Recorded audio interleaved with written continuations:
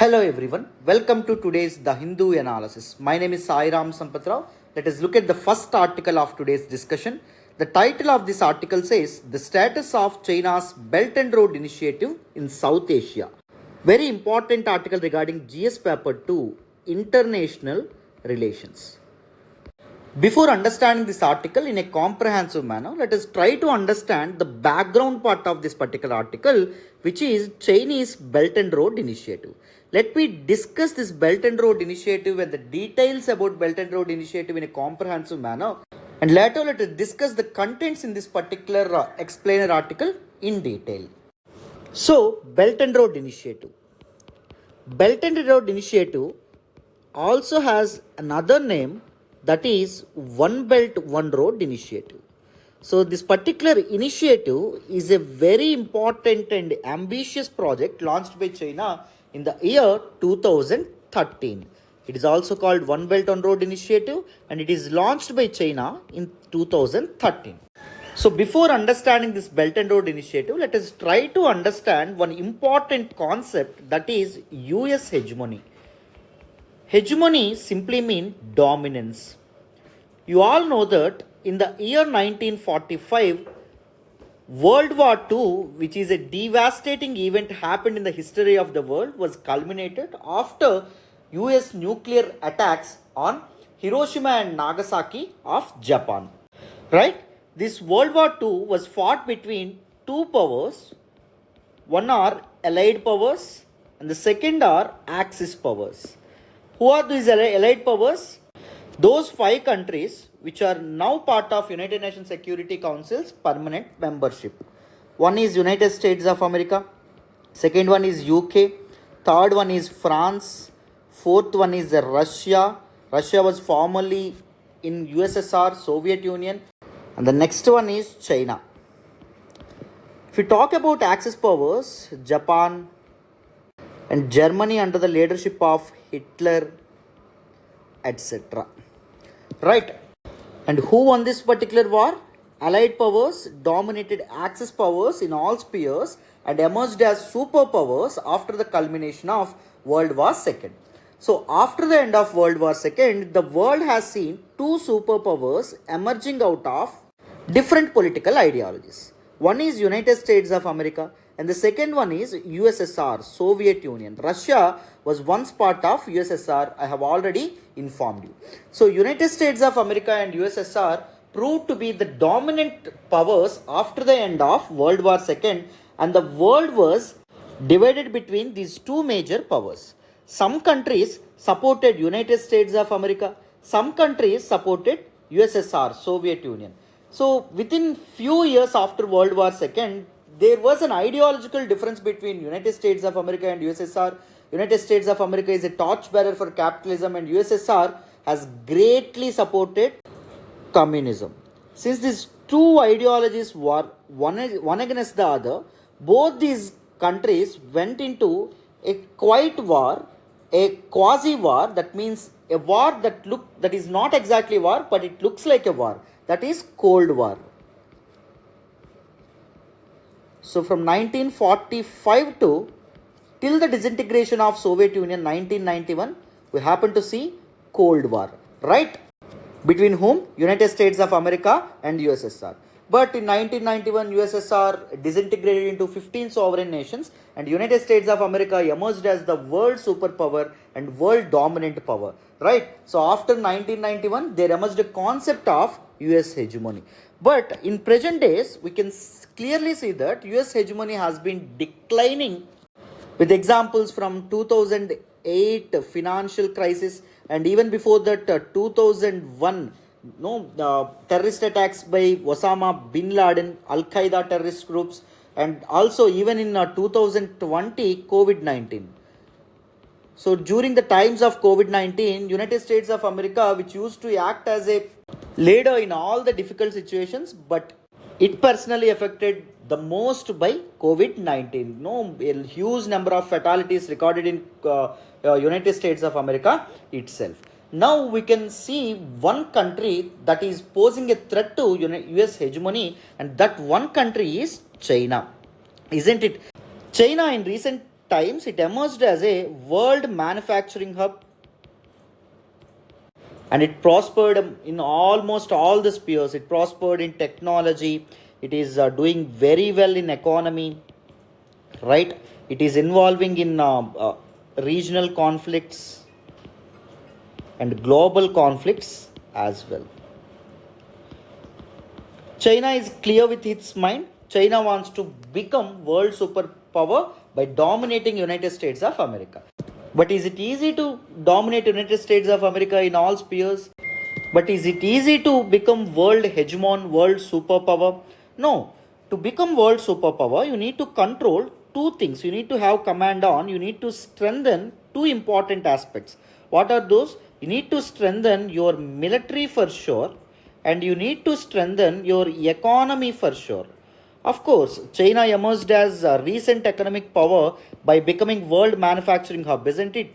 A lot many goods being manufactured in China and they're exported to other countries, and China is having trade surplus with most of the other countries. I hope you all know about it. So China is good with resources, but what China lacks to become a hegemon, to become a superpower, is simply command on maritime routes. Because world trade mostly happens through these maritime routes, and through sea routes, China have to get command on these maritime routes. That is the reason why it is climbing some important islands and some important regions in South China Sea, and it is climbing and it is dominating this Indo-Pacific region as well. We can clearly see the intentions of China with these particular actions, with these particular dominant behavior, right? So, in order to take command on trade routes, China had come up with a very important and ambitious project named Belt and Road Initiative, which is also called as One Belt One Road Initiative. The year 2013, the present Chinese President Xi Jinping has come up with this huge infrastructural project with an investment of almost $1 trillion. Right? So I hope by this you understood what exactly is the rationale behind this particular Belt and Road Initiative, to strengthen trade routes, to find new markets all throughout the world. That is the Chinese aim. Now let us try to understand some important details of Belt and Road Initiative and important benefits of Belt and Road Initiative to China, and important concerns and important skepticism about the Belt and Road Initiative. And later, let us try to understand the content given in this particular explained article. I hope it is clear till now. Let us move to the next slide. So, in the year 2013, Chinese President Xi Jinping, he launched China's most ambitious project named One Belt One Road Initiative, or Belt and Road Initiative. And this One Belt One Road Initiative or Belt and Road Initiative, it involves two important components. One is Silk Road Economic Belt, one is Silk Road Economic Belt, and the second one is 21st Century Maritime Silk Road, Maritime Silk Road. So, before understanding what exactly are these two components, we must understand the meaning of Silk Road. So in both these projects, we can see a similar term, that is Silk Road. What exactly is this Silk Road? Silk Road is simply a trade route that connected China and other East Asian nations, East Asian regions, with the rest of the world. Suppose Eurasia. Eurasia is the land largemass comprises of both Europe and Asian continents. Since the major export item of China, the main export item of China is silk, it is named after Silk Road.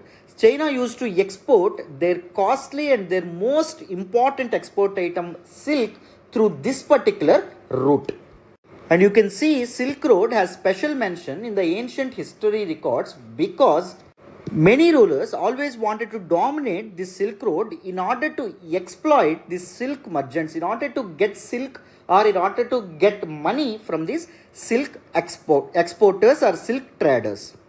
So now China is looking to build the ancient route through Belt and Road Initiative, to build this Silk Road again on the lines of Silk Road, through Belt and Road Initiative. And this Belt and Road Initiative is arguably the most ambitious global infrastructure project ever emphasized by any country, because it involves a huge investment of almost $1 trillion. So that is a huge money, right? So since this huge money is involved in this particular project, it can be said that so Belt and Road Initiative is the most ambitious global infrastructure project. So what are the two components in this particular project? One is Silk Road Economic Belt and second one is Maritime Silk Road. If you see the picture here, the one in this blue color, it is actually Silk Road Economic Belt, whereas one which is in pink color, it is Maritime Silk Road. So through this Belt and Road Initiative, China wants to build a development strategy, developmental network of trade, investment and infrastructure. China wants to connect Asia, Africa and Europe along the ancient trade routes. And we must understand that this particular initiative is open to all countries. That means any country can join this prestigious Belt and Road Initiative and seek cooperation from China. China will give you loans and you have to construct different trade routes, railway lines, ports, roads, etc. By using these roads and all, China will leverage greater markets for their products, right? Very, very important. Now let us try to understand what are some objectives of this particular Belt and Road Initiative. Very, very important. So what China is expecting through this prestigious and capital intensive project, that is Belt and Road Initiative project. The first important objective is to gain access to access markets. You all know that, right? China has huge potential to manufacture different kind of things. China has excessive capacity in the manufacturing and construction industries. That is the reason why China wants to expand their markets, new markets. So second one is to boost trade, to improve trade and development. And the third important project is develop western regions of China. So majority of the development lies in the centers in the eastern part of China. That is the reason why China always wanted to develop western part, even Tibet as well, right? China annexed Tibet during 1950s, right? So after that, China always wanted to develop this particular Tibet and to construct different infrastructural projects in Tibet. And the fourth important objective is creating alternative energy supply routes.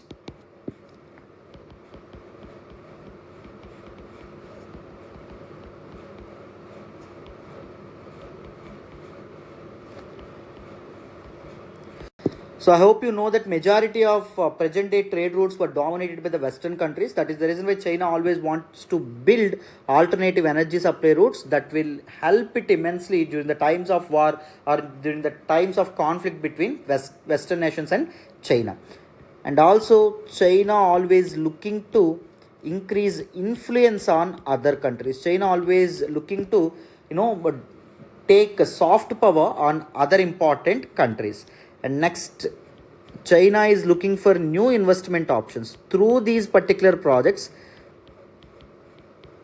China can take up different projects, or Chinese companies can take up different infrastructural projects all throughout the world that can increase Chinese assets in different countries. And next, internationalization of Chinese currency, that is yuan. So just like dollar is accepted all throughout the world, China always wants to internationalize their currency, that is yuan. And also to counter the West and to emerge as a new hegemon, new dominant power. So these are some important objectives of Chinese Belt and Road Initiative, or One Belt, One Road Initiative. And along with these objectives and benefits, there were some concerns as well. Now let us try to understand different concerns with respect to Chinese One Belt One Road Initiative or Belt and Road Initiative. The first one is this Belt and Road Initiative has been suffered with poor governance and poor strategies and instability as well.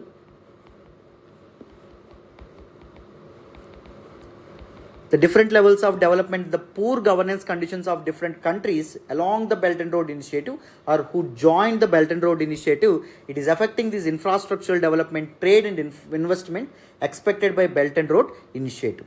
And the next one is separatist movements.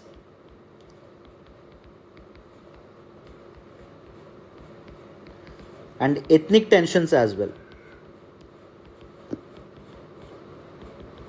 Different countries around the world are victims of these separatist movements and ethnic tensions.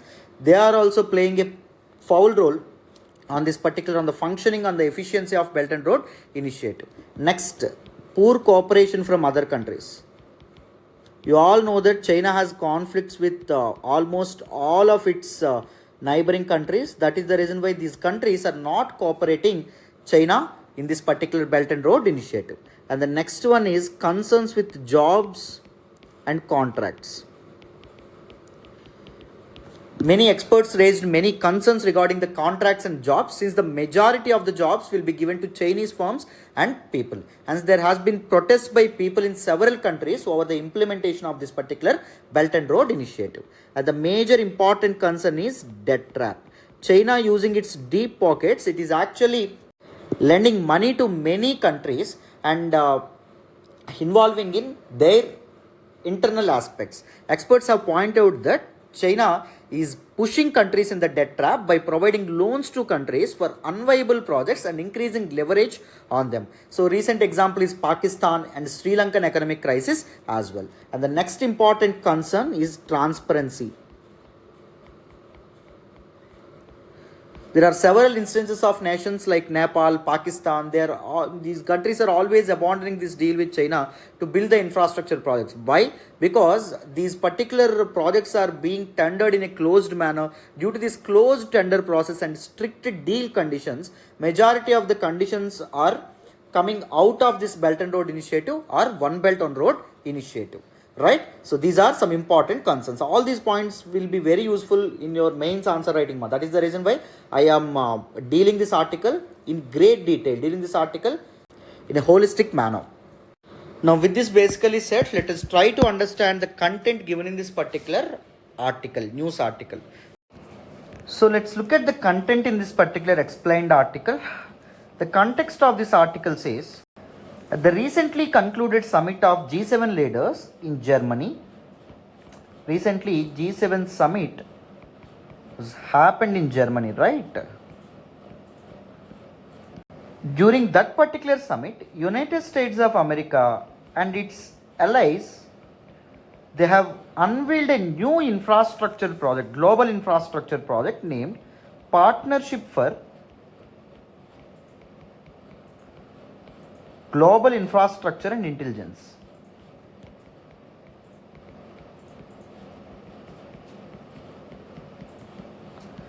And this is being seen as counter to Chinese Belt and Road Initiative or One Belt One Road Initiative. In this context, this particular article is trying to examine the status of various projects under the Belt and Road Initiative in different South Asian countries. So this article is discussing about the status of this Belt and Road Initiative in South Asia, in various South Asian countries like Pakistan, Sri Lanka, Afghanistan, Bhutan, Nepal,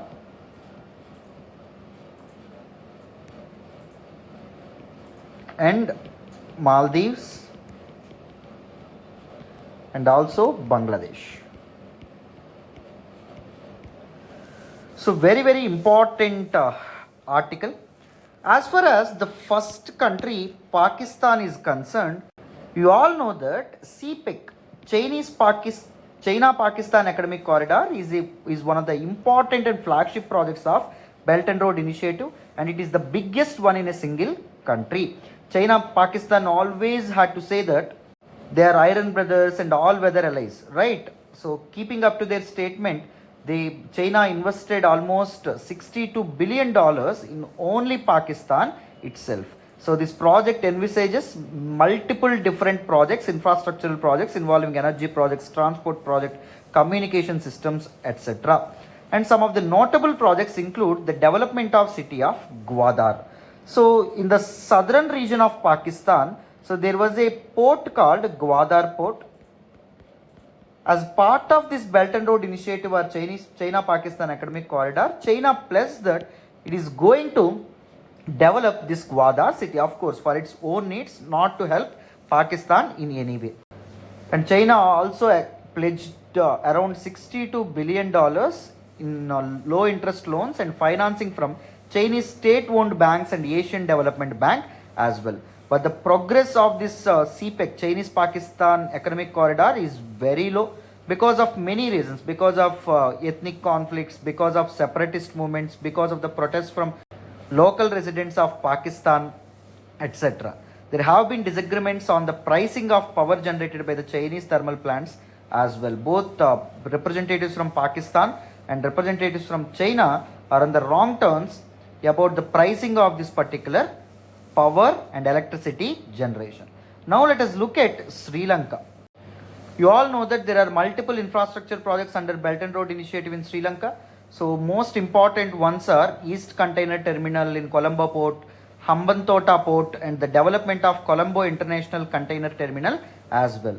And there have been recurrent questions being raised on the financial viability of projects because Sri Lanka was actually in crisis, right? So many experts say that because of this Chinese debt trap policy, Sri Lanka went into crisis. So that is the reason why even the projects in Sri Lanka are not seeing any progress.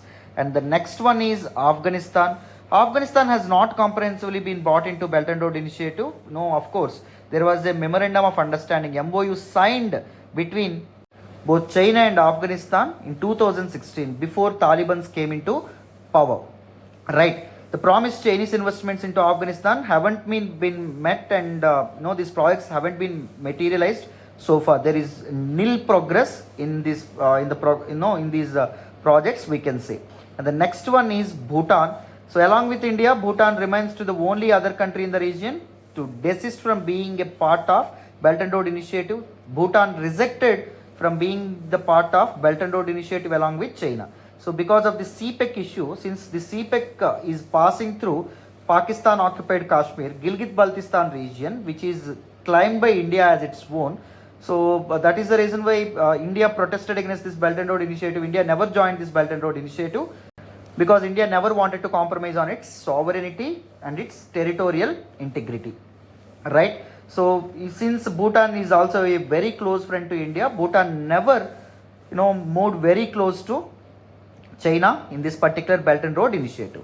If we talk about Nepal, Kathmandu, that is Nepal, formally joined the Belt and Road Initiative in 2017. The most notable projects in Belt and Road Initiative is Trans-Himalayan Railroad from Nepal to China. Nepal to China, Trans-Himalayan Railroad is one of the very, very, very important projects envisaged by both these countries. But despite 5 years after signing the framework agreement, work hasn't been started on any of the projects thus far, right? Even there is no progress here as well. If we talk about Maldives, one of the very important project started under Belt and Road Initiative in Maldives is 2 kilometer long China-Maldives Friendship Bridge.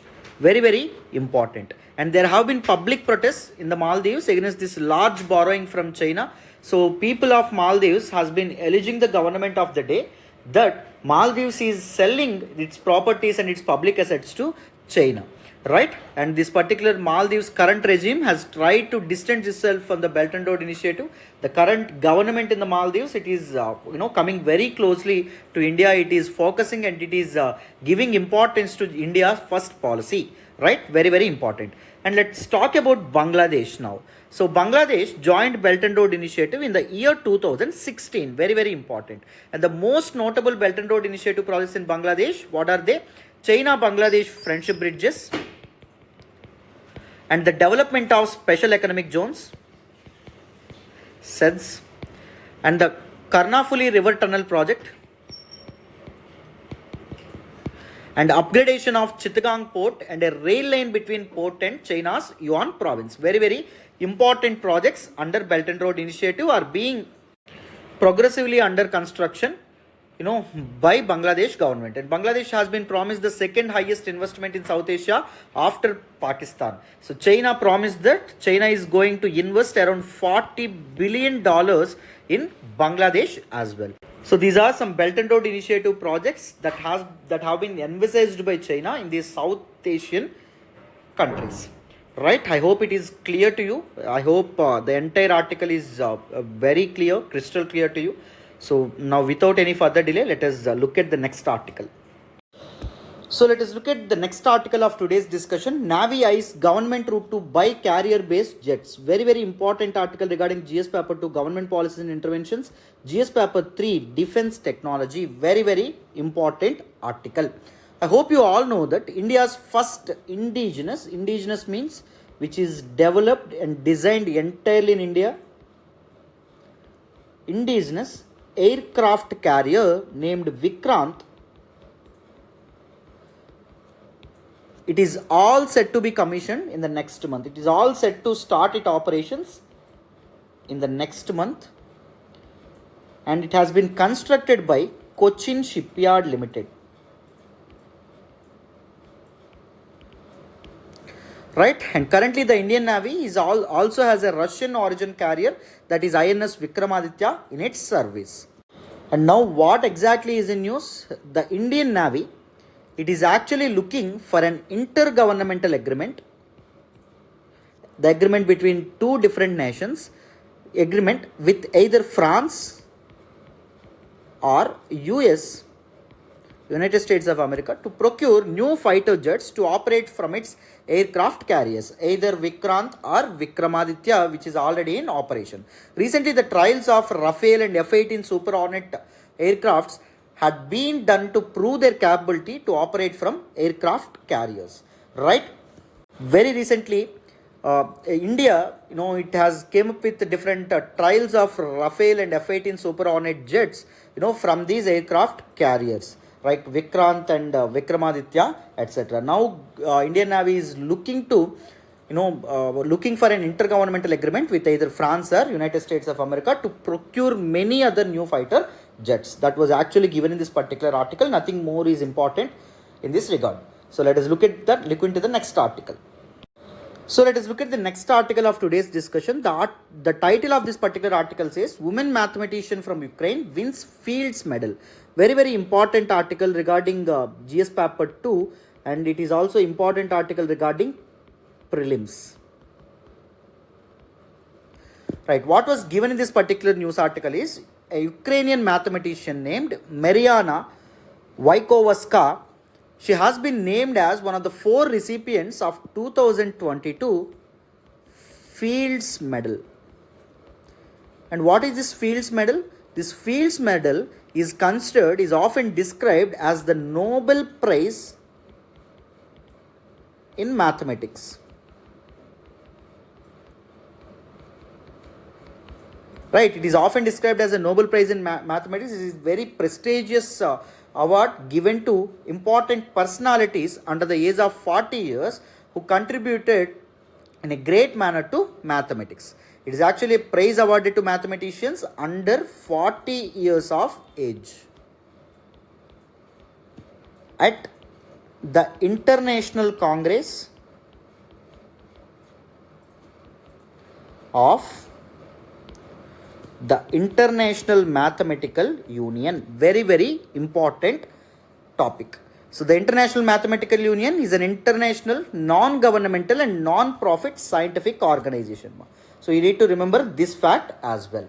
right? So this is all about this particular article, and this Mariana Vaikova says war has profoundly changed her life. This present ongoing Russia Ukraine war had great impact on almost all the lives of people from different spheres. Even her life was greatly influenced, and her life was greatly affected by this war, says the young mathematician. I hope it is clear till now. Let us look at the next article. Let us look at the next article of today's discussion. The title of this article says Center to Soften Punitive Steps in Environment Cases. Very, very important article regarding GS Paper 3, Environment and Ecology, GS Paper 2, Government Policies and Interventions. Very, very important. So what exactly is in news is the Union Environment Ministry, that is Union Ministry of Environment, Forest and Climate Change, it proposes to soften the provisions of Environment Protection Act. It proposes to dilute the provisions of Environment Protection Act by replacing a clause that provides for imprisoning violators with one that only requires them to pay a fine in case of violations that do not cause grave injury or loss to life. Actually, there is a provision under Environment Protection Act. What it does, it punishes the violators who do not cause grave injury or loss of life with both imprisonment and fine. But now, Ministry of Environment had come up with a alternative by punishing the individual, by punishing the violator only with fine but not imprisonment. They will be protected from this imprisonment clause. So funds collected as penalties would be accrued to an environmental protection fund. So whatever the funds that were collected with respect to Environment Protection Act, they will be credited in the Environment Protection Fund, and these funds will be used for environment development and environment conservation. This is aimed at decriminalizing existing provisions of the Environment Protection Act to remove any fear of imprisonment for simple violations. Since this Environment Protection Act is imprisoning people for simple violations and simple mistakes and simple issues as well, that is the reason why the government is aiming to decriminalize the existing provisions of the Environment Protection Act. I hope it is clear till now. So this is all about this particular article. Very, very important article, and this is all about today's The Hindu analysis.